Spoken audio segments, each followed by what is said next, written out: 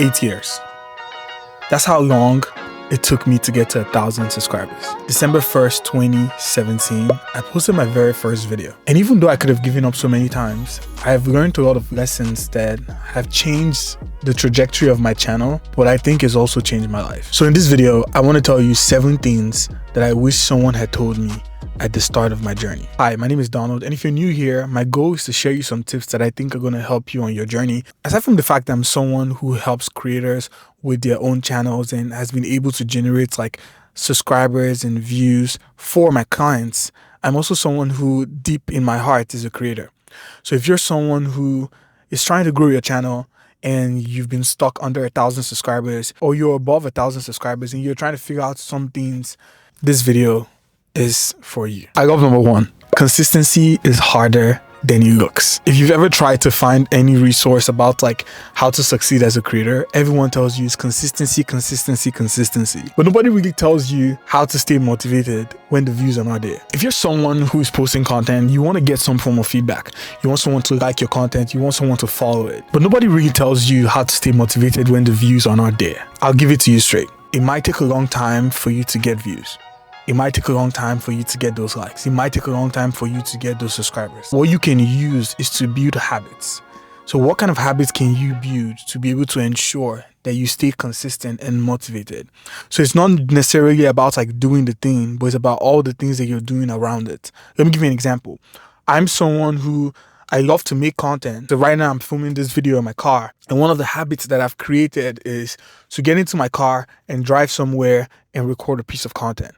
Takes me away from my desk. It takes me away from the place that makes me comfortable, and it gives me an objective and a goal. I'm looking at my last 5 videos right now, and my last video has about 600 views. My other one has 800. I have another one that has 700. I have one that has 12,000 views. But the one before there was 141 views. The one before that was 4,300 views. And then the one before that was 158 views. If you notice, I'm not letting the views dictate if I make the next video. I'm figuring out what is my motivation for making these videos and why do I need to show up. This is one thing I want you to realize when you're making videos. Not every piece of content is going to do well. And not every piece of content is going to do well the moment you post it. I have clients who have posted videos and 3 weeks later, that's when the video started picking up. Sometimes you see a video go from 50 views to 10,000 views in a matter of a week, 30 days after it's been posted.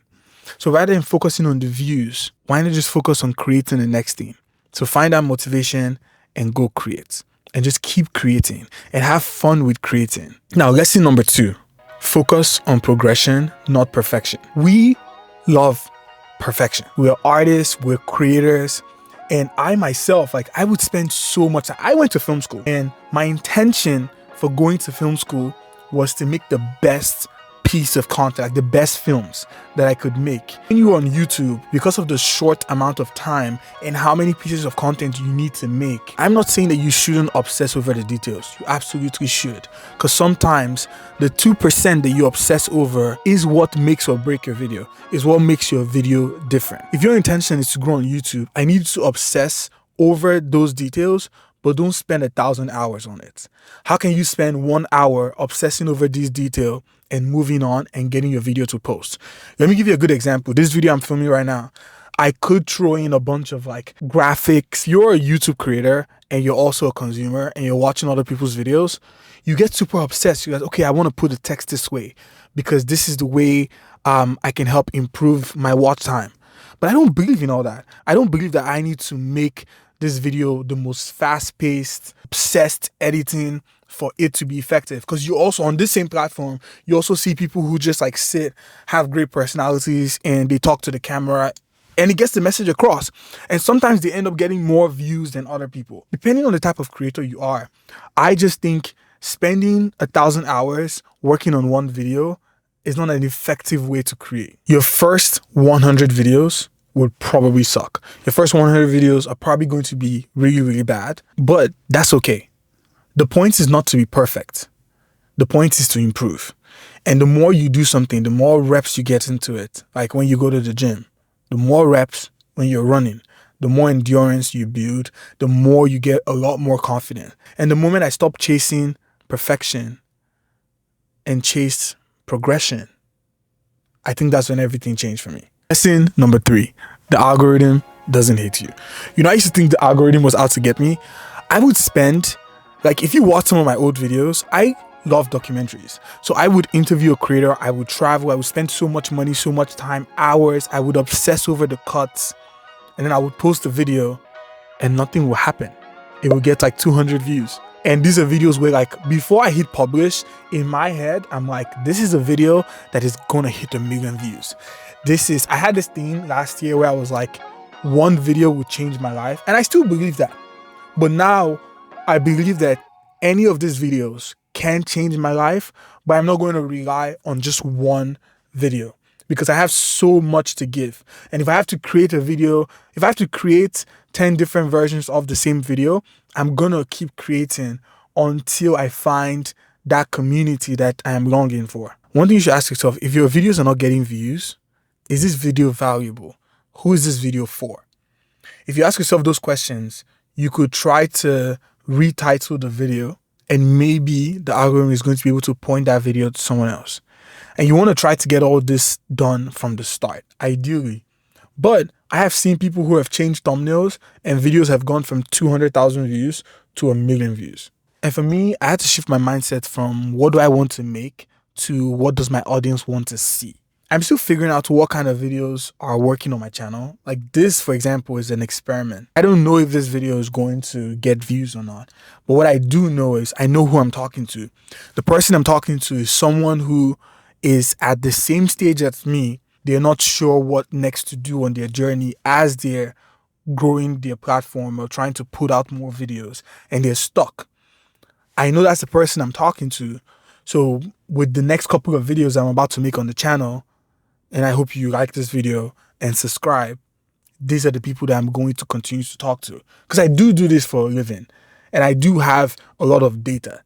And I'm hoping that very soon I'll be able to share more of that data in more videos. Lesson number 4.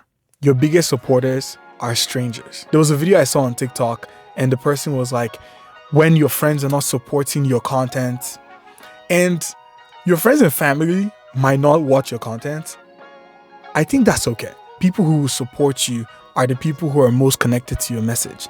They're most connected to your personality and the things that you have to offer. Let them find you. This is why I love YouTube. I love YouTube so much because the level of detail that the community gives in the comments is a lot different, right? They give you direct feedback because they're watching hours of your footage. I love when I get that email and it says that someone has commented. Sometimes we take it for granted because you get 200 views and maybe 3 comments, right? Or you get 800 views, 1,000 views, or 2,000 views. And sometimes you forget that these are 2,000 people. How big is your family? My family is probably less than 10. Having a family of 1,000 people, right now, I have almost 1,400 subscribers. Honestly, I'm obsessed. I'm obsessed with every single person who has hit the subscribe button on my channel because you've done way more for me than you know. You've acknowledged the fact that I deserve to be seen, and you've given me that feedback that, hey, I like your video, keep going. Someone left this comment on my channel the other day. I just found your channel and this video is very inspiring. The only thing stopping you from achieving these goals for 2025 is you. It's easy to say no, but what if you said yes? 2025 is the year to say yes to your goals. And then he was like, by the way, he just ordered his Model 3 too and is inspired by this video. He said, good luck. He'll be watching and checking in on the journey. And then he said, when is the first marathon? Because I'm running 4 marathons this year. I realized that I wasn't just talking to a void.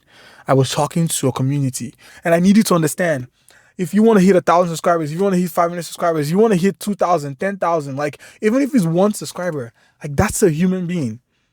And that's the passion that needs to come when you're talking in your videos. That is so important. Lesson number 5. Burnout is real. Plan for it. I've hit burnout more times than I can count. The amount of because I don't only create for myself. I create for myself. I create for clients. I'm I manage more than 20 channels. I manage more than 20 YouTube channels. I manage a team of content creators. I have so much going on that when I think about making content, even the thought of making content exhausts me. I planned for this moment. I made sure I woke up really early in the morning. I made sure I did the work. I made sure I set things and communicated with who needed to be communicated to be able to buy myself the opportunity to record this video right now. But I think like the ideal way to work is to have a set date. So know that, okay, every Tuesday and every Saturday you're putting out videos and it's good for the community, it's good for you. Batch content if you can, depending on the kind of content that you create. My content is more about my lifestyle and the thoughts that I'm having on a daily basis. If your content is something that could be fit into a program and like multiple different chapters, create those chapters, batch shoot, and save buy yourself some time. I talk to some creators where they're like 2 weeks ahead of schedule. Like burnout is absolutely real. You're not going to be on 100% of the time. I know it sucks, but that's facts. So plan for it. Number 6, learn to pivot. When I started this channel in 2017, I knew exactly what I wanted to do. I wanted to show behind the scenes of music videos that I was directing at the time. I made one behind the scenes music video, and then in my real life, and then I stopped directing music videos, so there was no behind the scenes. So I didn't feel the need to even post on the YouTube channel anymore. And then I wanted to make vlogs. And then I tested out vlogs, and the vlogs weren't getting views. And then I tried to make challenge videos, and then the challenge videos weren't getting views. And to be honest, those videos weren't good enough because I wasn't putting a lot of thought into making those videos. At some point, I was even trying to make finance videos. Your boy has tried it all. But in the process of trying different things, I learned a lot. I wasn't afraid to switch things up. And I think the name Donald is Random, right? And the fact that like my agency is called A Random Creative. I've always seen myself as an eclectic being. I've never seen myself as a monolith. I don't think I'm always supposed to make one type of content. And the last thing I want to do is fit myself into a box and not try out different videos. You never really know what video is going to resonate with an audience. So you want to try out different things. So don't be afraid to pivot. Like definitely, like pivot. If you make 3 videos and you see that it's not getting views, pivot into something else and you can still keep making that other type of video. I don't want you to abandon it because sometimes that video could still gain traction. Keep making that video if that's something you really want to make and get better at making that series, but also try different things and see what your audience is resonating with, and then you can start to give them what they want. And you can never be interested in one thing. I don't think it's anybody who is interested in like one thing. So just pivot. Try something new. Make a video about something else. Most of the successful creators that you know, they have like 3-4 different interests that they are constantly switching in between. How did they get there? By trying different things. So you just need to keep trying different things. Lesson number 7. It's about the journey, not the destination. For years, I was obsessed about hitting 100 subscribers. And I wanted to hit 1,000 subscribers so much that I made that the only thing that I cared about. Even on this journey, I was very specific. The journey, the late nights of brainstorming, the writing of the scripts, filming the video, editing the video, creating that thumbnail, writing that title, writing your description, posting the video, seeing the first people view it, the first comments, responding to the comments, going to your community tab, going back to your YouTube studio, and like looking at how the video performed, seeing if it's a 1 out of 10 or 5 out of 10 or a 10 out of 10, right? Like we're all obsessed with those things. We're creators because we love the feedback loop. That's why we do it. Yes, I just hit 1,000 subscribers, but when you celebrate all the little wins and celebrate like the progress and the fact that like the creator who created a YouTube channel and had 0 subscribers and grew to 1,000 and is continuing to grow, it's not the same creator. Like you get to see yourself evolve. You get to understand that like if you set your mind to something, you can do it. And you owe yourself that reward of like being excited every single step of the way. Because if you're not excited about every single process, then why are you doing it? Should you actually be a creator? Or should you go get a job? because I think you should be excited. As saturated as it might feel, it's not. It is a home for every single person. So express yourself, go post those videos, make those videos, be consistent. So if you're feeling stuck and you want to give up, I hope this video helped you. And I hope you remember that success isn't linear. It's messy, it's unpredictable, and it's full of lessons. But every video you make and every lesson you learn is a step forward. If this video resonated with you, hit that subscribe button. Join me on the journey. 2025 is the year of doing. Subscribe to the channel. Go watch the other videos. I would link a video right here, one of those documentaries that I've made.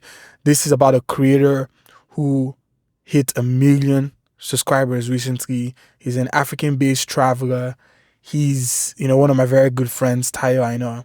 And I think you like this video a lot. And if when you watch the video, you see like he's been able to create and travel the world and create so many videos. And he's such an inspiration. I think anyone who's a creator, if you're someone who's a creator and you want to, learn from someone who has done it, right? Someone who started from zero and hit 1 million subscribers, go watch this video. All right. I'll see you guys in another one. Peace.